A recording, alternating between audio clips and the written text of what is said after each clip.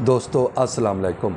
हकीम मोहम्मद असगर खान चांडिया अपने YouTube channel की नई वीडियो लेकर आपकी खिदमत में हाजिर है।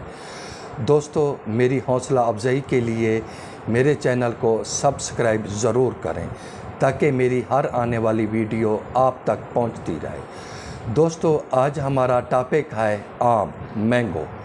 तो इसकी आज हम कदीमी तारीख़ पर भी नज़र डालेंगे। वैसे तो दोस्तों, आम से हर बंदा वाकिफ़ है। यमन और अफ्रीका के इतराफ़ में, सूडान के शहरों के पास और ओमान की जानिब में जो आम पैदा होता है वो कद में बड़े आलू, अखरोट, सेब और बड़ी नाशपत्ती के बराबर होता है। बाज़ मकामात में मंजले खरबूजे के बराबर भी पाया जाता है। खाम आम का ज़ायका कसीला, औसत दर्जे में बहुत ज़्यादा तुर्श और पुख्ता हालत में शीरी यानी मीठा होता है।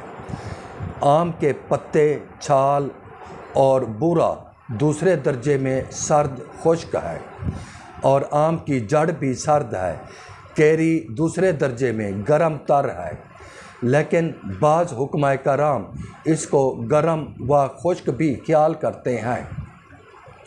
हिंदू वेदों के नज़दीक आम सर्द है। नोट: आम में जिस कदर तुर्शी ज़्यादा होगी, गर्मी उतना ही कम पाई जाएगी। आम की किस्में कलमी और तुखमी, ये दो बड़ी आम की किस्में हैं। फिर इनमें ज़मीन की ज़रखेज़ी व जगह के हिसाब से ये हज़ारों किस्मों में तकसीम हो जाता है। दौर हाजिर में मिस्र, Sudan, Brazil, Burma, Philippine, Sri Lanka, Thailand, Florida, Indonesia, Mexico, यमन, ओमान वगैरह में आम की काश्त हो रही है। लेकिन दुनिया का 60% आम बरसगीर, पाकिस्तान व हिंदुस्तान में होता है। तारीख़ से पता चलता है कि आम की काश्त 4000 साल कबल हिंदुस्तान में हुई थी। एक मौक़िक़ परमीनो लिखता है कि आम का इब्तदाई वतन मशरक़ी हिंदुस्तान, आसाम और बर्मा मालूम होता है। मुखर्जी की तहकीक ये है कि आम की इब्तदा बर्मा, चीनी आसाम या मलाया से हुई, लेकिन इसकी अफज़ाइश बर्मा और आसाम के इलाके में हुई। वो लिखता है कि जंगली किस्म का आम आसाम और चिट्टागांग की पहाड़ियों में पाए गए, जिसकी तायद वहाँ के मकामी मौजूदा नामों से भी होती है। इब्तदाई दौर में आम बरसगीर के जंगलों में दूसरे जंगली दरख्तों की तरह पैदा होता था, जैसा कि आजकल भी बाज़ इलाकों में आम खुद रो यानी खुद ब खुद जंगली आम पैदा हो जाता है। ज़माना कदीम के मुसन्नफ़ीन आम को लंका का फल भी बताते हैं। हिंदुस्तान में ये रवायत आम है कि लंका के हनुमान जी के ज़रिए आम बरसगीर में मुतारफ़ हुआ।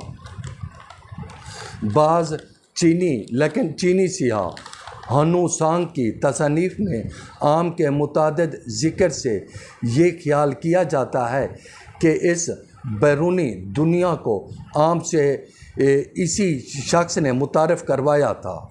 बुद्ध मत मंदिरों में आम की मौजूदगी इसकी इंतहाई कदामत की दलील है। बुद्ध अहद के मुसन्निफ़ अमर सीना तसनीफ़ अमरकोश में आम की बेहद तारीफ़ करते हैं। अहले हनूत के नज़दीक आम का दरख्त मुक़द्दस है कि अगर मुर्दे की लाश आम की लकड़ी से जलाई जाए तो मुतफ़ी का सर गुबाश होना यकीनी है। गोया मुसलमानों के नज़दीक जैसे खजूर की अहमियत है, हिंदुओं के यहाँ वैसा ही आम काबिल तकर्रुम है। मुग़लिया दौर हुकूमत में आम की काश्त और इसके मुरक्बात बनाने के लिए नए और जदीद तजर्बात किए गए और आम की बेशुमार नई इक़साम तलाश की गई। अकबर आज़म ने अपने दौर सल्तनत में دوسرے فنون کو ترقی دی۔ اسی طرح اس نے فن باغبانی کی طرف بھی توجہ مبذول کی اور درختوں میں پیوند لگا کر بہترین پھل حاصل کرنے کا طریقہ دریافت کیا۔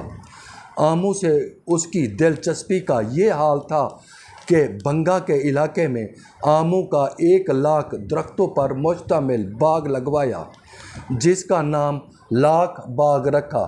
اس لیے ہم کہہ سکتے ہیں کہ آم بادشاہوں کا پھل اور پھلوں کا بادشاہ ہے۔ پاکستان میں درجنوں اقسام اور ورائٹی کے آم پائے جاتے ہیں۔ صوبہ سندھ اور پنجاب میں آموں کے باغات بکثرت پائے جاتے ہیں۔ آموں کی آج کل ورائٹی میں سندھڑی، لنگڑا، انور لٹور، جوسیری، فجری، کالا چونسا، سفید چونسا، لیٹ چونسا، مالٹا، دیسی، لال بادشاہ ورائٹی کے آم شامل ہیں۔